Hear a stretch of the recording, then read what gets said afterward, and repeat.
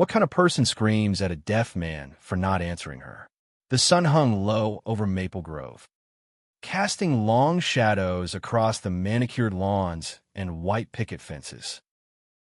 I stood frozen on our porch, my heart pounding as Karen, our HOA president, jabbed her finger at my younger brother, Eli, her voice shrill enough to pierce the evening calm.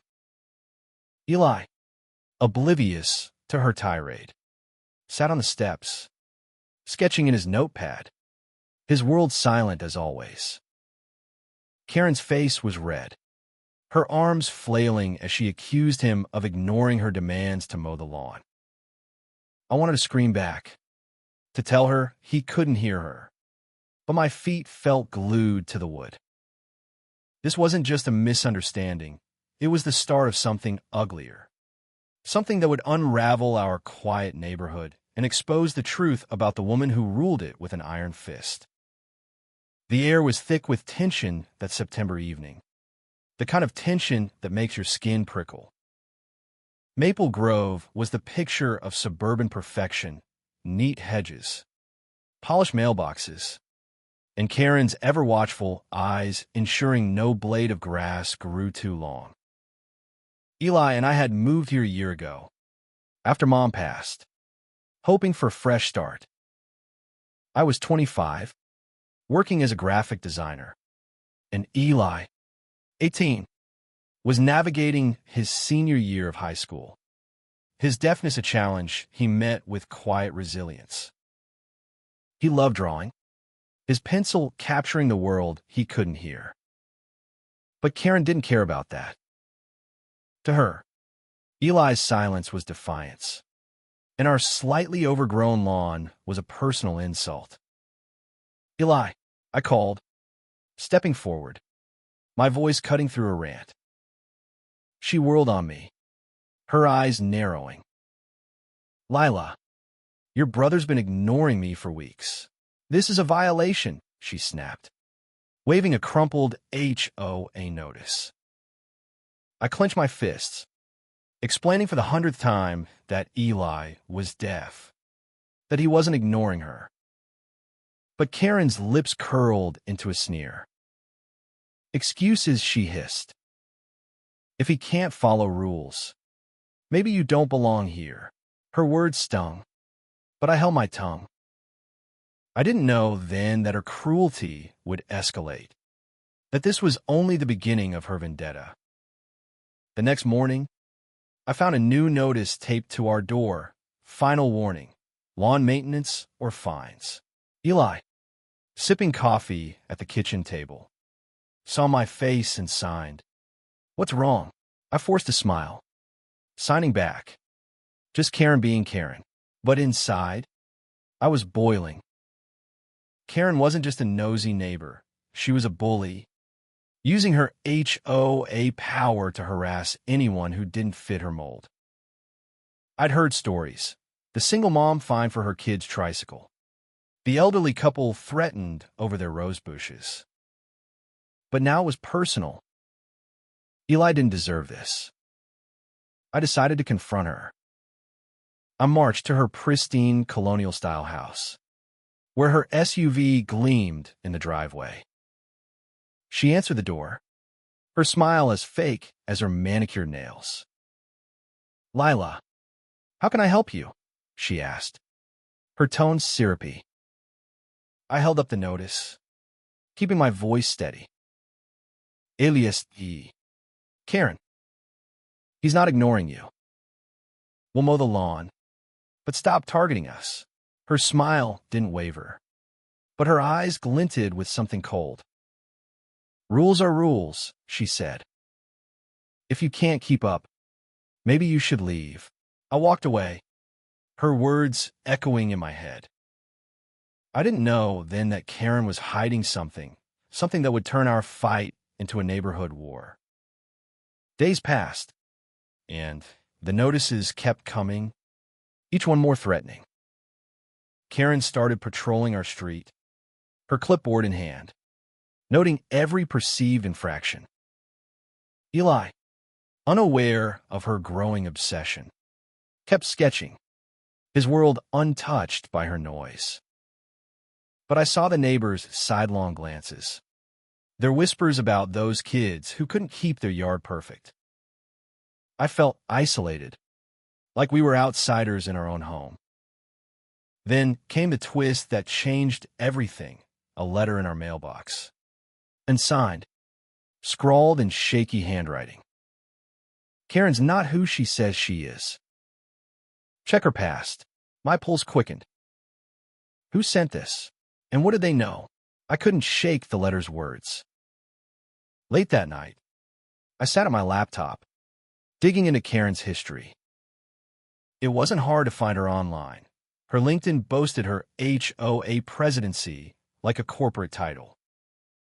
But there were gaps, inconsistencies. A news article from a decade ago mentioned a Karen Whitaker who'd been fired from a property management job for unethical conduct. Was it her? The article was vague, but it hinted at forged documents and intimidation. My stomach churned. If this was our Karen, what else was she capable of? I glanced at Eli, asleep on the couch, his sketch pad open to a drawing of our old house with Mom. I had to protect him. But how? The next day, I shared the letter with our neighbor, Mrs. Chun, a kind woman who'd lived here for decades. Her eyes widened as she read it. Lila, she whispered, be careful. Karen's got influence. People are scared of her. She told me about a neighbor who'd moved away after Karen's relentless fines drove them out. I felt a chill. This wasn't just about a lawn, it was about power. I decided to keep digging, but I had no idea how dangerous that choice would be. Karen wasn't just watching us, she was planning something worse. And soon, we'd all see her true colors. The neighborhood felt like a pressure cooker, each day tighter with unspoken resentment. Karen's presence was inescapable. Her sharp voice carried across the street as she lectured someone about their mailbox color, her heels clicking like a metronome of control. I kept the anonymous letter hidden in my desk, its warning gnawing at me. Eli sensed my tension, signing, "You okay?" during breakfast. I nodded, but my mind was racing. Who had sent that note? And why now? I couldn't let Karen's harassment consume us, but ignoring her wasn't an option either. I started asking around, subtly, hoping to uncover more about Karen's past. Most neighbors clammed up, their eyes darting nervously. But Mr. Lopez, who ran the corner store, let's slip a clue. She showed up 5 years ago, he said, wiping down his counter. No one knows much about her before that. Keeps to herself, except when she's enforcing those rules. His tone held a mix of disdain and caution. I thanked him, my mind spinning. 5 years wasn't long. Where had she been before? That evening, I found another article online, this one from a small-town paper in Ohio. It described a Karen Whitaker who'd been sued for harassing tenants in an apartment complex she managed. The details were chilling: verbal threats, falsified complaints, even a restraining order. The photo was grainy, but the sharp cheekbones and cold smile were unmistakable. It was her. My hands shook as I printed the article. This wasn't just a petty HOA tyrant. Karen had a history of abuse. I had to expose her, but I needed proof that connected her past to Maple Grove. The next morning, I attended the monthly HOA meeting, my stomach in knots. The community center was packed, neighbors murmuring under fluorescent lights. Karen stood at the podium, her voice dripping with authority as she listed violations. When she mentioned our address, I stood up. Eli's deaf, I said, my voice louder than I intended. He's not ignoring your notices. You're targeting us unfairly. The room went silent. Karen's smile tightened, but she didn't flinch. Lila, we're all about community standards here. No exceptions. A few neighbors nodded, but others looked uneasy. I sat down, my face burning, knowing I'd just made myself a bigger target. After the meeting, Mrs. Shun pulled me aside. I found something, she whispered, slipping me a USB drive. Old HOA records. Look at the fines from 3 years ago. Back home. I plugged in the drive and found spreadsheets detailing fines Karen had issued. The numbers were staggering, thousands of dollars, mostly targeting single parents, elderly residents, or anyone who dare question her. One name stood out, Maria Delgado, the single mom who'd been fined for her kid's tricycle. She'd moved away after losing her savings to Karen's penalties. My blood boiled. This was a pattern, and I was starting to see the truth. Karen wasn't just strict, she was predatory. But then came the twist that hit like a punch. The next day, Eli came home from school, his face pale. He signed rapidly, his hands shaking. Karen yelled at me in the park. Said I was a problem. My heart stopped. Eli had been sketching by the community pond when Karen approached, screaming about his attitude. He couldn't hear her, of course, but her aggressive gestures terrified him. I hugged him, fury rising in my chest. This wasn't just about notices anymore. She was targeting my brother directly. I wanted to storm her house, but I knew I needed a plan. Confronting her without evidence would only make things worse. I spent the next few nights digging deeper, cross-referencing the USB records with public documents. I found a bombshell. Karen had falsified her HOA election results. The numbers didn't add up. Votes were recorded from vacant houses, and signatures looked forged. I felt a surge of hope. This could bring her down. But I also felt dread. Karen wasn't just a bully, she was cunning. If she sensed I was onto her, she'd fight back hard. I glanced at Eli, sketching quietly, unaware of the store brewing. I had to protect him, no matter the cost. But as I planned my next move, I didn't know Karen was already one step ahead, ready to escalate her cruelty in ways I couldn't imagine. The tension in Maple Grove was palpable now, like a storm cloud ready to burst. Karen's reign had always been oppressive, but her targeting of Eli felt personal, a deliberate jab at our vulnerability. I kept the forged election evidence locked in my desk, unsure how to use it without sparking chaos. Eli, sensing my stress, tried to lighten the mood, signing jokes about Karen's clipboard being her scepter. I laughed, but my heart wasn't in it. I couldn't let her hurt him again. I started rallying allies. Mrs. Chin agreed to help, and Mr. Lopez promised to spread the word discreetly. We formed a small group, me, Mrs. Chun, Mr. Lopez, and Sarah, a young nurse who'd been fined for parking her car incorrectly. We met in secret at Mrs. Chen's house, whispering over tea about Karen's past and the forged votes. Sarah's eyes widened at the evidence. She's been bleeding people dry, she said. We need to take this to the board. But Mr. Lopez shook his head. She's got friends on the board. We need more than documents. We need a witness. That's when I remembered the anonymous letter. Whoever sent it knew something. I posted a vague message on the neighborhood's private forum. asking for information about past HOA issues. Within hours, I got a private message from an account called Maple Truth. Meet me at the park gazebo. Midnight. Come alone. My pulse raced. Was this a trap? I told Mrs. Chun, who insisted on watching from a distance for safety.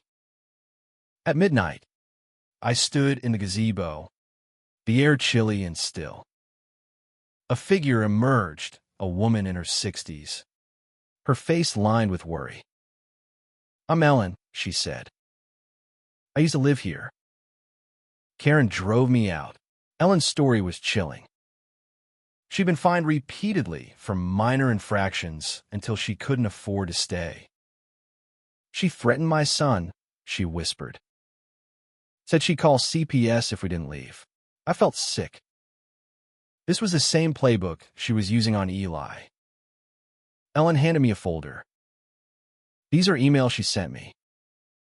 Proof of her threats. I thanked her, my mind reeling. This was the ammunition we needed. But as I walked home, I felt eyes on me. Karen's house was dark, but I swore I saw a curtain move. The next day, Karen upped the ante. I found a new notice on our door, eviction warning, repeated violations. My hand shook as I read it. Eviction? For lawn? Eli saw my face and signed. What now? I couldn't lie to him anymore. I explained everything. Karen's threats, the forged votes, Ellen's story. His eyes widened, but he signed. We fight back. His courage steadied me. I called an emergency meeting with our group, and we agreed it was time to confront Karen publicly. The confrontation came at the next HOA meeting. The community center was packed, the air buzzing with anticipation. Karen stood at the podium, her usual smug smile in place. I waited until she finished her agenda, then stood, holding Ellen's emails and the forged vote records. Karen Whitaker has been lying to us, I said, my voice steady despite my pounding heart. I laid out the evidence, her past in Ohio, the threats, the falsified election. The room erupted in gasps and murmurs. Karen's face paled, but she recovered quickly. Lies, she shouted. This is a smear campaign. Then came the twist that broke the room. Ellen stepped forward from the back, her voice trembling but clear. I'm Ellen Carter. Karen threatened my family. She's doing the same to Lila and Eli. The crowd turned on Karen, their whispers growing into demands for answers. Karen's composure cracked, her eyes darting like a trapped animal. She stormed out, slamming the door. I thought we'd won, but I didn't know she was planning her final move, a move that would push Eli into danger and force me to risk everything to save him. The aftermath of the HOA meeting felt like the calm before a hurricane. Neighbors whispered in driveways, their trust in Karen shattered. I should have felt victorious, but dread gnawed at me. Karen wasn't the type to back down. She was cornered, and that made her dangerous. Eli, ever resilient, kept sketching, his pencil scratching out a portrait of our group. Me, Mrs. Chun, Mr. Lopez, Sarah, and Ellen. He signed. Our team. I smiled, but my eyes kept drifting to the window, half expecting Karen's SUV to roll by. 2 days later, it happened. I was at work when my phone buzzed with a text from Eli, Karen's at the house. Help! My heart dropped. I sped home, my mind racing with worst-case scenarios. When I pulled into the driveway, I saw Karen on our porch, screaming at Eli, who stood frozen, his sketch pad clutched to his chest. A small crowd of neighbors watched from their yards, but no one intervened. "You're a disgrace," Karen yelled, her finger inches from Eli's face. I sprinted toward them, shouting, "Get away from him." Karen turned, her eyes wild. "You think you can ruin me?" she spat. "You and your mute brother don't belong here." The word mute hit like a slap. I grabbed Eli's arm, pulling him behind me. "He's deaf." "Not mute," I said, my voice shaking with rage. "And you're done, Karen. We know who you are." She laughed, a sharp, bitter sound. "You have no idea who you're messing with." She stormed off, but not before tossing a new notice on the ground. Immediate eviction. I called the police, my hands trembling as I explained the harassment. The officer who arrived, a kind man named Officer Daniels, listened as I showed him Ellen's emails and the forged vote records. "This is serious," he said, scribbling notes. "We'll look into it, but keep your distance from her." I nodded, but I knew Karen wouldn't stop. That night, I barely slept, my mind replaying her words. Eli, sensing my fear, signed, "I'm okay." "We're okay," but we weren't. Not yet. The next morning, I found our mailbox smashed, paint splattered across our front door. The message was clear: Karen was retaliating. I called Mrs. Chun, who rallied our group. We decided to take the evidence to the city council, bypassing the HOA board entirely. But before we could, Karen struck again. I got a call from Eli's school. Someone had reported him for disruptive behavior, claiming he'd ignored a teacher's instructions. It was a lie, and I knew who was behind it. Karen was trying to ruin Eli's life, not just ours. I confronted her one last time, alone, at her house. She opened the door, her smile venomous. "You can't win, Lila," she said. "I've got connections." "You're nobody." I held up the forged vote records. "This says otherwise. Step down, or I take this to the city." For the first time, I saw fear in her eyes. But she slammed the door, leaving me with a sinking feeling. I'd pushed her too far. That night, the situation exploded. I was cooking dinner when I heard a crash outside. I ran to the porch and saw Karen, a crowbar in hand, smashing our car's windshield. Eli stood in the doorway, his eyes wide with fear. "Stop!" I screamed, dialing 911. Neighbors poured out, phones recording as Karen raged, yelling about disrespect and violations. When the police arrived, Officer Daniels was among them. He took one look at Karen, now wild-eyed and clutching the crowbar, and cuffed her. "You're under arrest for vandalism and harassment," he said. As they led her away, she screamed, "This isn't over," but was. Her reign was crumbling, and I felt a flicker of hope. Karen's arrest sent shockwaves through Maple Grove. Neighbors gathered in clusters, their whispers a mix of relief and disbelief. The woman who'd ruled our streets with an iron fist was now in handcuffs, her SUV towed as evidence. I stood on our porch, Eli beside me, his hand gripping mine. He signed. Is it over? I wanted to say yes, but I knew better. Karen's downfall was only the beginning of healing the wounds she'd left behind. The next day, I presented our evidence to the city council. Ellen, Mrs. Chun, and Sarah stood with me, their voices adding weight to the truth. The council was stunned, promising an investigation into the HOA's practices. They suspended Karen's presidency pending review, and whispers of a new election spread. But the victory felt hollow. Our mailbox was still smashed, our car damaged, and Eli's trust shaken. He hadn't sketched since the incident, his pencil idle for the first time in years.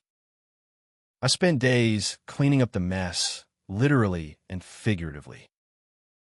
Neighbors stopped by, some apologizing for staying silent, others offering to help fix the damage. Mr. Lopez brought over a new mailbox, and Sarah organized a cleanup crew. Slowly, Maple Grove started to feel like a community again, not a battlefield. But I couldn't shake the image of Karen's rage, her crowbar gleaming under the streetlights. What drove someone to such cruelty? I'd found her past, but I still didn't understand her heart. Then came the final twist. A week after the arrest, I got a call from Officer Daniels.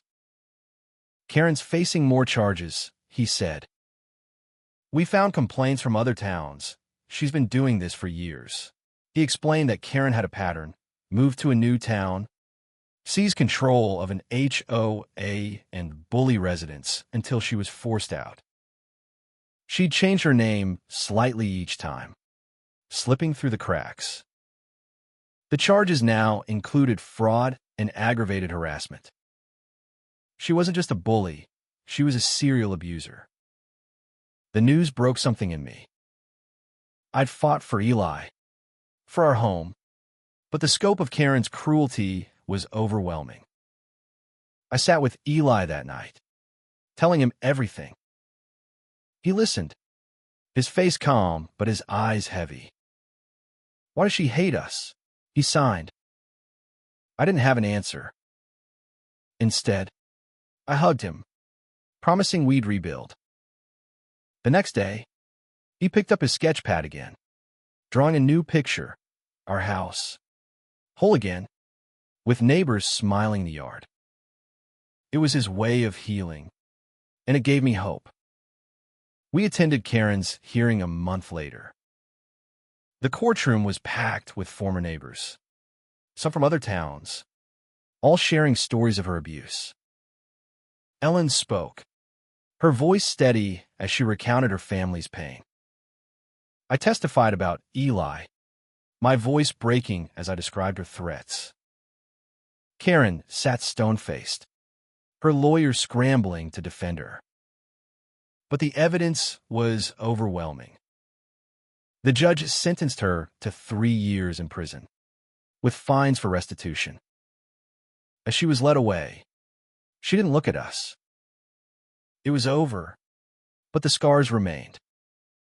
Maple Grove began to change. A new HOA board was elected, led by Mrs. Chun, who prioritized fairness over control. Fines dropped, and neighbors started talking again, their fear replaced by cautious trust. Eli's sketches filled our walls, each one brighter than the last. I realized something through all this. Strength isn't just fighting back, it's standing up for those who can't. Like Eli, and building something better from the ruins. The months after Karen's sentencing were a slow unraveling of her legacy. Maple Grove wasn't perfect overnight. Trust takes time to rebuild, but the air felt lighter, like a fog had lifted. Neighbors waved again, kids played in the streets, and the community center hosted potlucks instead of tense HOA meetings. Eli's smile returned, his sketch pad always open, capturing the world he loved. But I still carried a weight, a lingering question. How had one person caused so much pain? And how could we ensure it never happened again? I started volunteering with the new HOA board, helping Mrs. Chin draft fairer bylaws. We created a system for anonymous complaints, so no one would feel silenced. Sarah suggested a community fund to help families facing fines. And Mr. Lopez pushed for transparency in elections. It wasn't just about rules. It was about making Maple Grove a place where everyone belonged, including Eli. He joined us at meetings, signing his ideas, his confidence growing. One neighbor, a teacher, even started learning sign language to talk with him. But healing wasn't linear. Some nights, I'd wake up, heart racing, remembering Karen's crowbar, her venomous words. Eli had nightmares too, though he didn't admit it. I'd find him sketching in the dark, his pencil a shield against the fear. I reached out to a counselor, and we started therapy together, working through the trauma. It helped, but the real medicine was our community coming together. When we replaced our mailbox, half the block showed up, hammers in hand, laughing as we painted it bright blue, a color Karen would have hated. One day, I got a letter from Ellen. She'd moved back to Maple Grove, reclaiming her old house. "Thank you," she wrote, "for giving us our home back."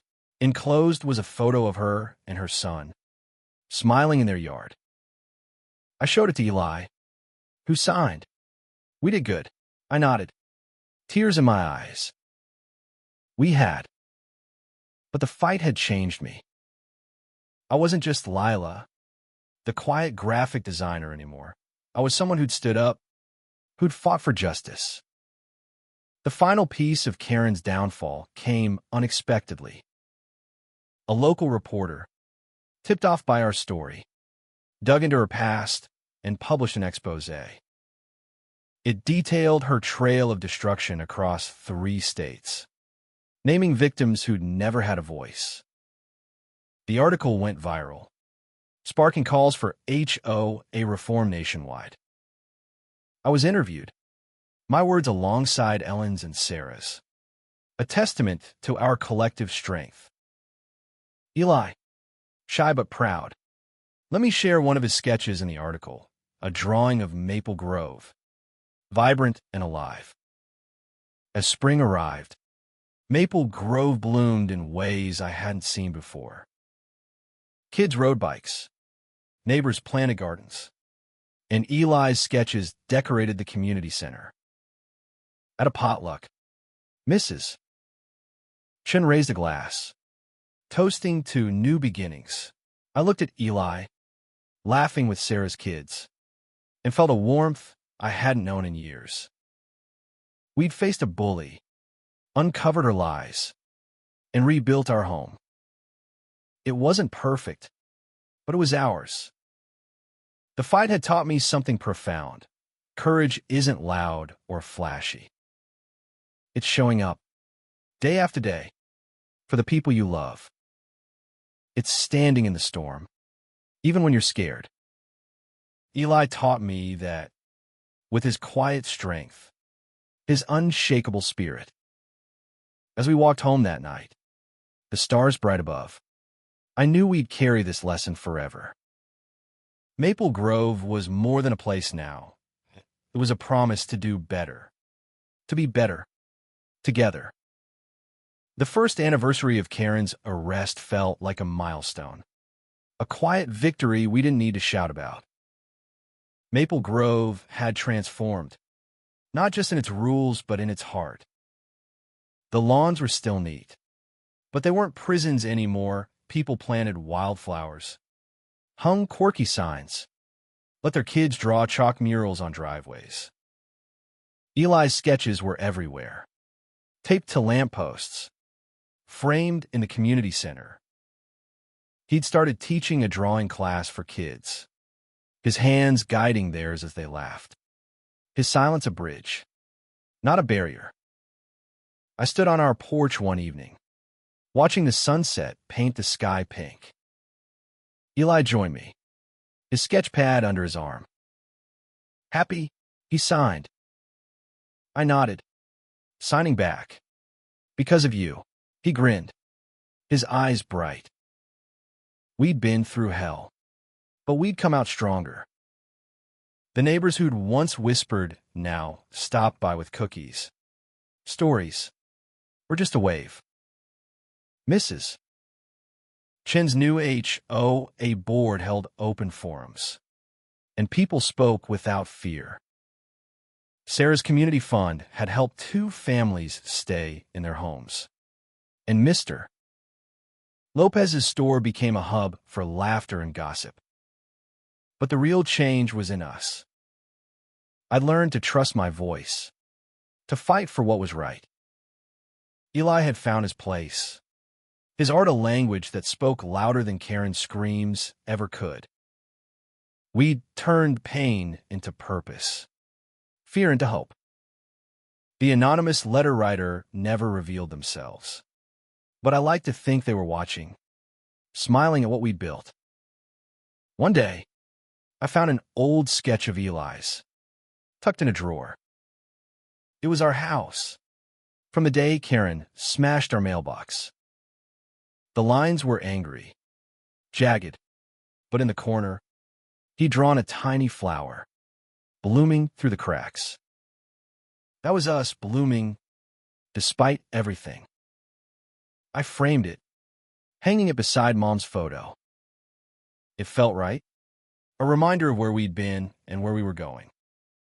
As I write this, I think about Karen, somewhere in a cell, her power stripped away. I don't hate her anymore. Pity feels closer. She'd built a world on control, but it crumbled because people like Eli, like me, like our neighbors, chose connection over fear. We didn't just survive her, we grew. And that's the lesson I'll carry forever, no matter how dark the storm. There's always a way to bloom through the cracks.